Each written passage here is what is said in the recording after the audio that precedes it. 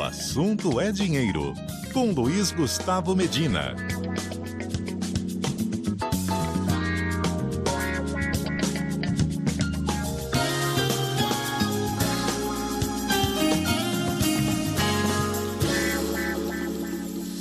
E aí, Teco? Oi, Sardenberg, boa tarde, Cássia, boa tarde aos ouvintes, tudo bem? Tudo certo, Teco, boa tarde. É um assunto que a gente tem tratado aqui muitas vezes, que é sobre a necessidade, capacidade e possibilidade das famílias investirem os seus recursos. E nós temos aí, você tem um levantamento que diz que a propensão a investir, no caso do Brasil, é de só 15%, Teco. Pois é, saiu um anuário aqui do Serasa com várias informações, vários recortes bem legais, viu, Sardenberg? Mas sobre o lead é esse, né? A propensão para investir no Brasil é muito baixa. Eles fazem recortes por alta renda, por classe média, empreendedores. Evidentemente, quanto mais renda o brasileiro tem, maior a propensão para investir, né? Então, quando eles pegam alta renda, tem 87% de propensão para investir. Mas logo depois disso já cai brutalmente, assim. Então a gente tem o grosso aqui do brasileiro entre 16, 15 e abaixo disso.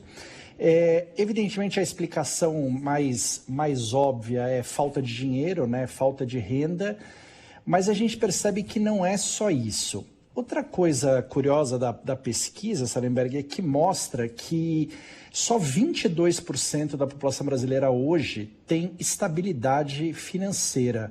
É um número muito baixo, né? A gente, comparando isso com a inadimplência, que também está num nível altíssimo, né? Imaginando que como está a economia, como está o emprego, como tem subido os salários, pelo menos ali ao redor da inflação, às vezes acima, como esse número não tem melhorado, né? Por qualquer recorte que a gente olha, apesar da economia tá andando para frente do emprego, né, do desemprego tá caindo, a percepção de todo mundo é que tá ruim, né? Ontem saiu outro indicador mostrando que as pessoas estão desanimadas com a economia e isso tem sido diferente do que costumava ser, né?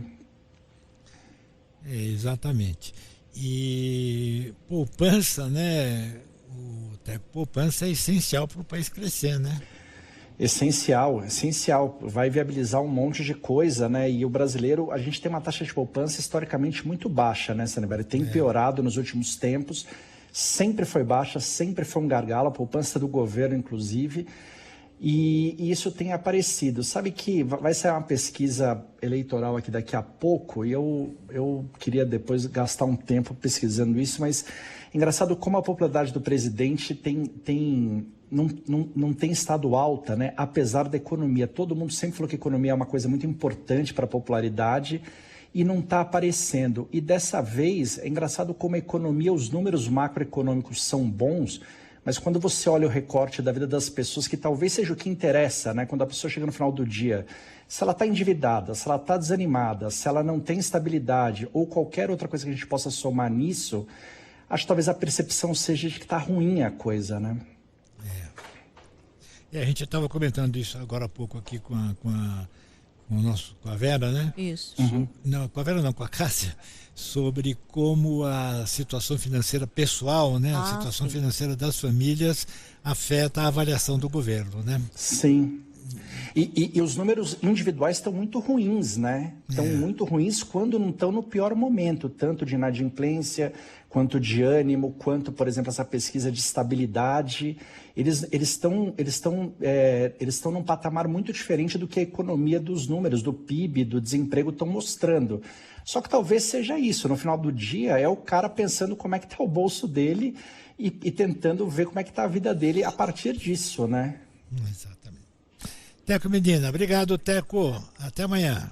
Até amanhã, tchau, tchau. Até.